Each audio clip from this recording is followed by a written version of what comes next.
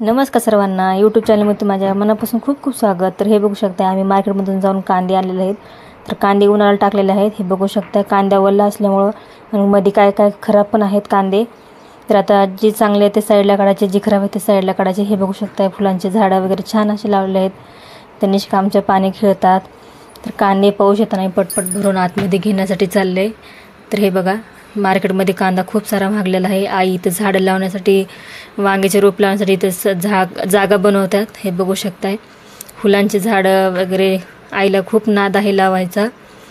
तर हे बघा वांग्याचे रोप लावण्यासाठी चालले। बाहेरून आम्ही जाऊन माती आणलेली आहे, काळी माती आणत आई पसरवून घेतात। हे बघा आणि गोलू आणि परी आमच्या दोघंजण बॅट बॉल खेळतात। आवाला विचारतात आवा इथं काय करतेस, काय लावतेस, इथं आम्हाला खेळण्यासाठी जागा बनवतेस का? नाही बाळा, इथं जागा खेळण्यासाठी नाही आपण बनवत, आपण रोपं लावायचे वांग्याचे मिरच्याचे। आता कसं पावसाळा चालू झाला आहे, थोडं थोडं भाजीपाला पण होतंय।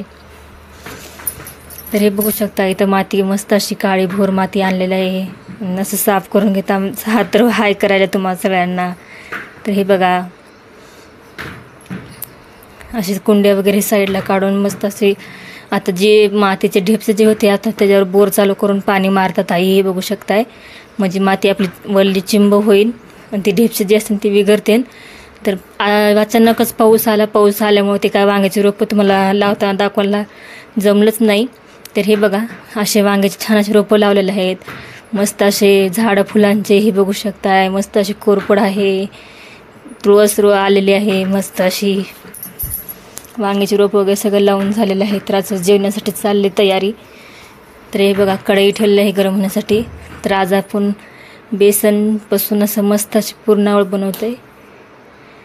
तर आईने गॅसवरती कढई ठेवलेली आहे, बघू शकताय त्यात तेल टाकलेलं आहे। कडकडीत तेल गरम करून घ्यायचे आपल्याला। आज पुरणावळ बनवतात जेवणासाठी। तर मस्त असं त्याच्यामध्ये मोहरी टाकून घेतलेलं आहे। मोहरी आपल्याला छान तडतड द्यायची, कच्ची राहिली की ते छान लागत नाही दाताखाली आल्यावर।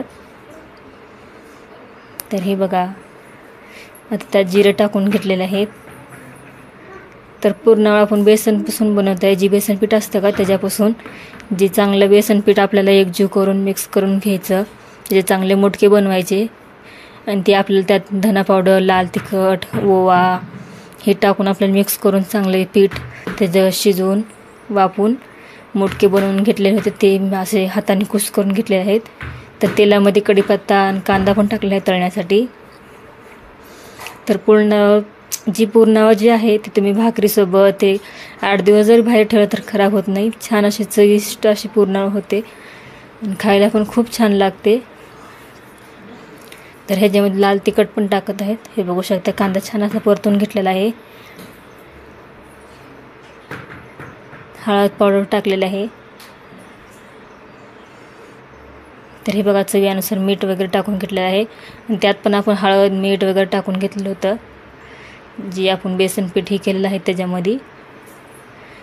छान असे मुटके वाफवून घेतले होते आणि ते हाताने असे बारीक खुस करून घेतलेले आहेत। तर हे बघा छान असं मिक्स करतात। तर हे बघू शकता पुरणावळ आपलं बनवून तयार आहे खाण्यासाठी। चपाती, लोणचं, मसुरी डाळीचं मोकळं आणि शेंगदाणा चटणी, भात, पुरणावळ चविष्ट झालेला आहे, एक नंबर।